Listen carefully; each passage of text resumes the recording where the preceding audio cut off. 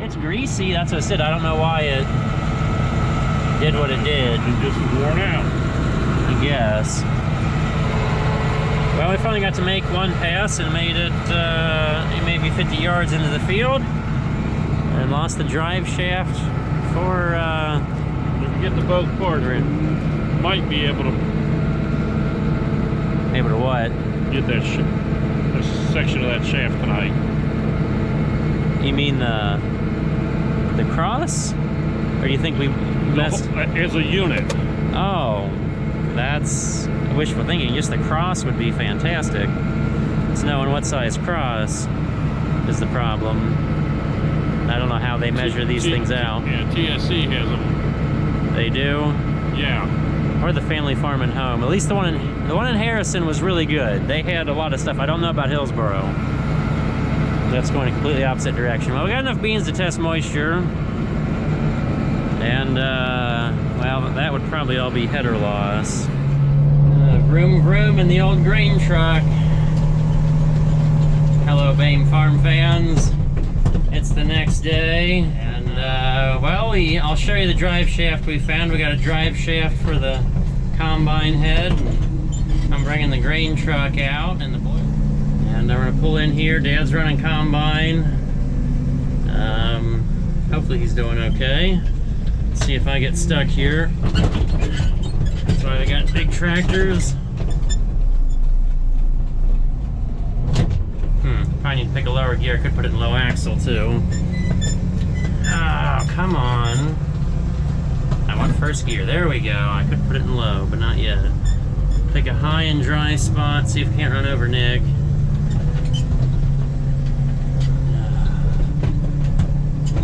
I need to park it someplace where it'll be easy to roll out on the road. We have a bit of a drop off here.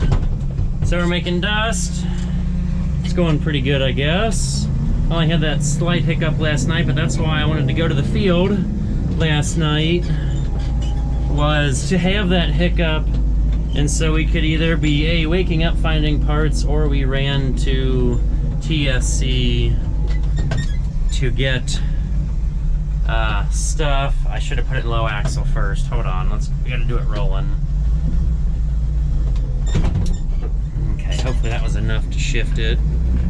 Yeah, now we're going slow, so we'll want that to get out of here. Okay, well, let's go unroll the tarp and we'll watch the combine some.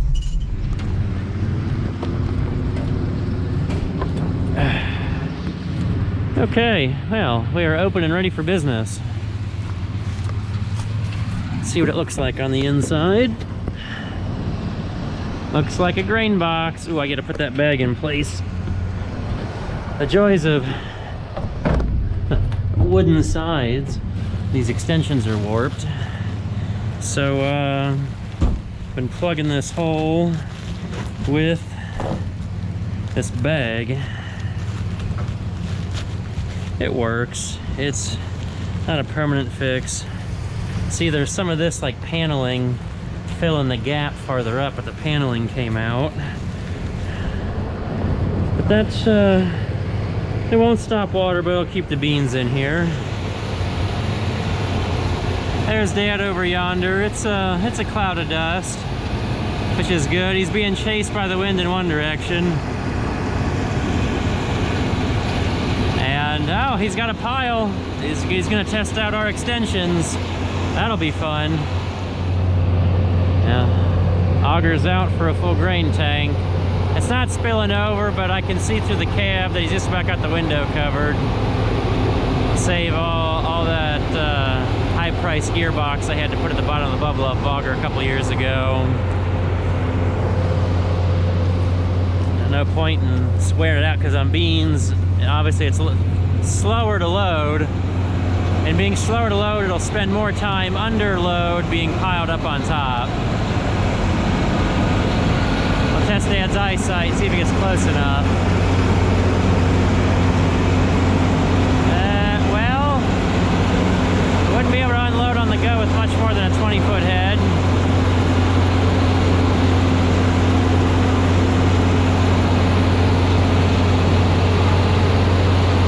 Let's see if he ever throttles down. Dad's new to the hydro game because the 70 was gear drive.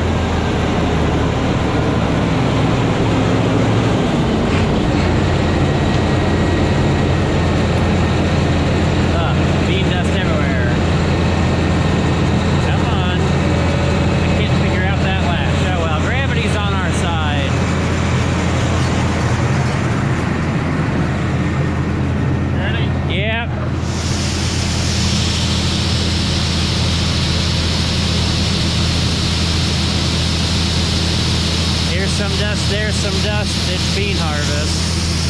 How'd it go?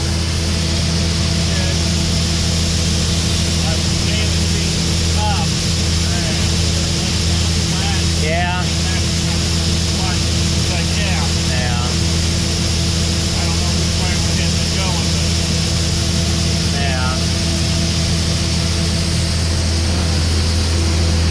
So I tested the beans this morning. They were 11, 9.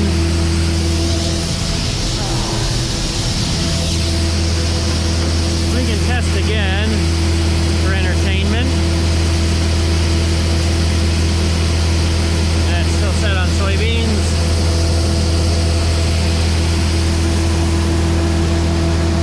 Press the button and we're waiting. We're waiting. Everybody make their guesses. 11-3. Well, that's plenty dry. I owe the elevator some dry beans after the last couple of years, for which the beans have been anti-dry. But we're having fantastic weather. It's like Indian summer. It's 60-something degrees. It's warm. A glorious day. The mud isn't too muddy. The beans are dry. The sun is shining and the leaves are pretty colors. What more could we want?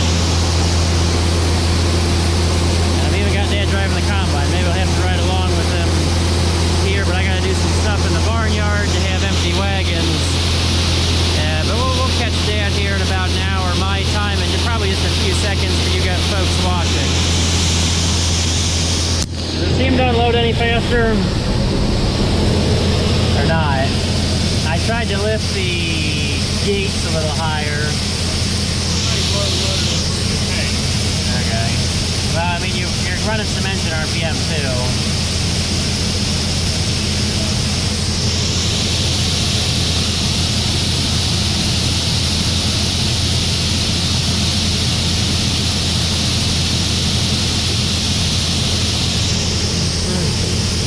Yeah, they were 11-3.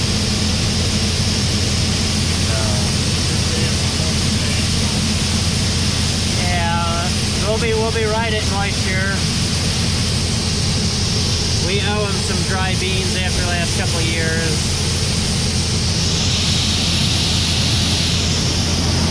Say we're out of beans. That's pretty well all of them.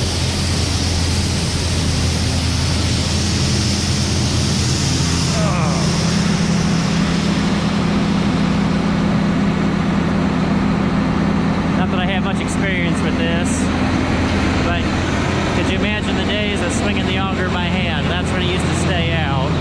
The K would have been like that when I had it. This is like 4 Ks stacked together probably. I took the headlands off for Dad before setting him loose. Oh, and I was cutting high 2s, not quite 3 miles an hour. I don't think Dad's going that fast. Taking it slow. You know, all the new technology and the stuff he's got to learn. Mostly all the switches and whatnot.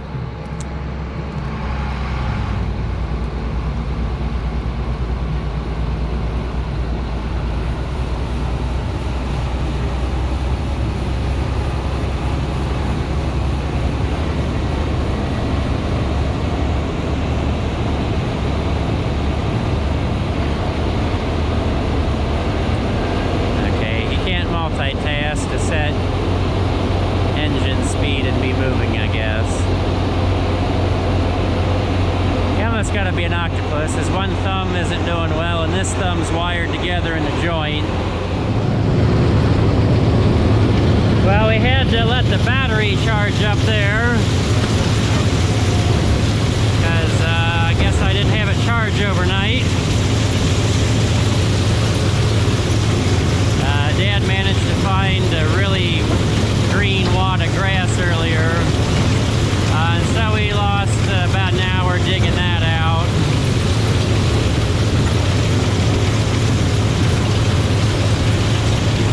So we might as well come down here and look.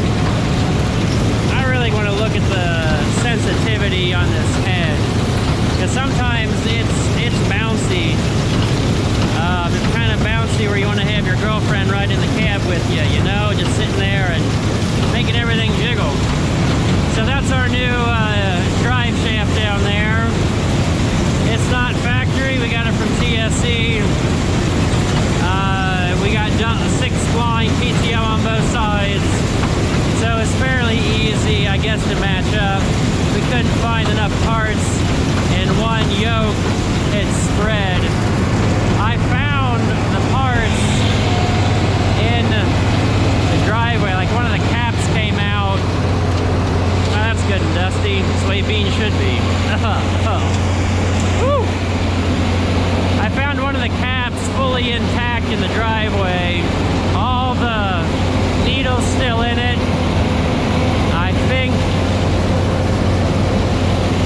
think the clip broke because I found some pieces of metal that looked like they might have been the clip that holds the cap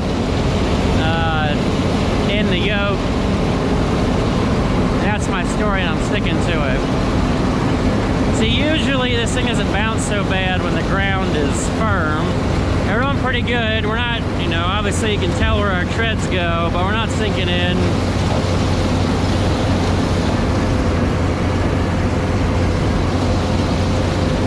It's you know, a little drier than when we were out chopping silage, but yet again with the silage chopper. Oh, there's one of my glorious ditches. Yeah, it's a little rough going through it, but I think it kept the water going down the hill.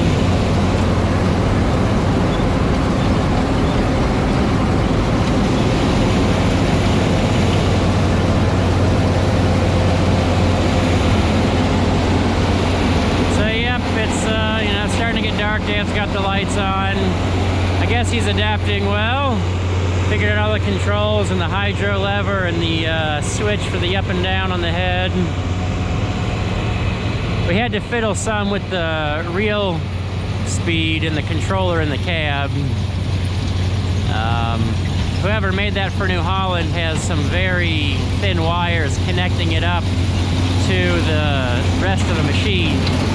Because the combine itself uses a fairly thick wire, but the outsourced, you know, switch components to control speed and the solenoid on the flow control valve, they got a pigtail about that long, and the wires you can cut with the scissors, they're so thin.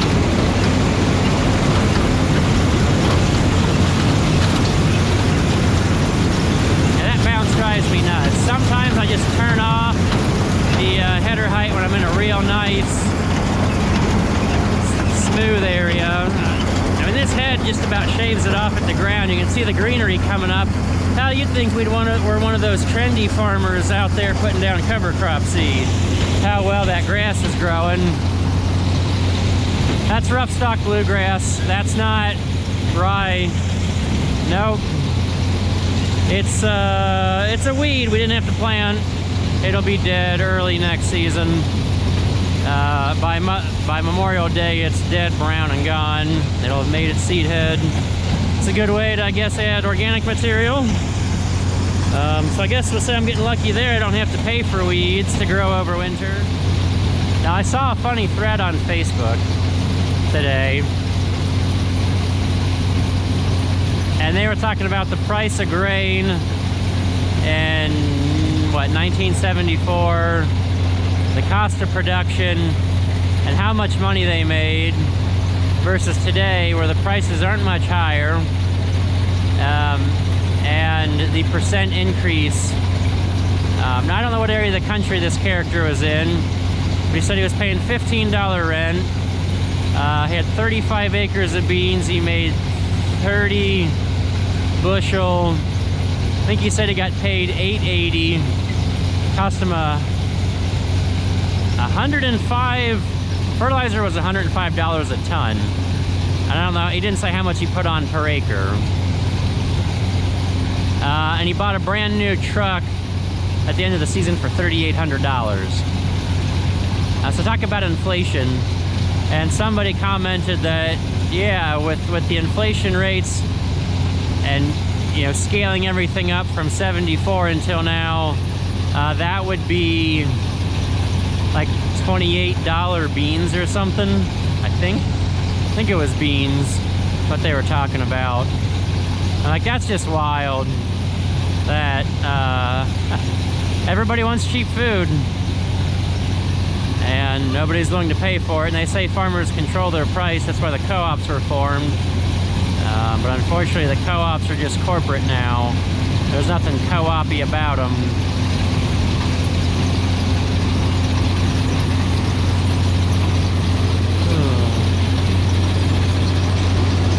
Well, it's getting dark. I've yammered on about a bunch of wild things.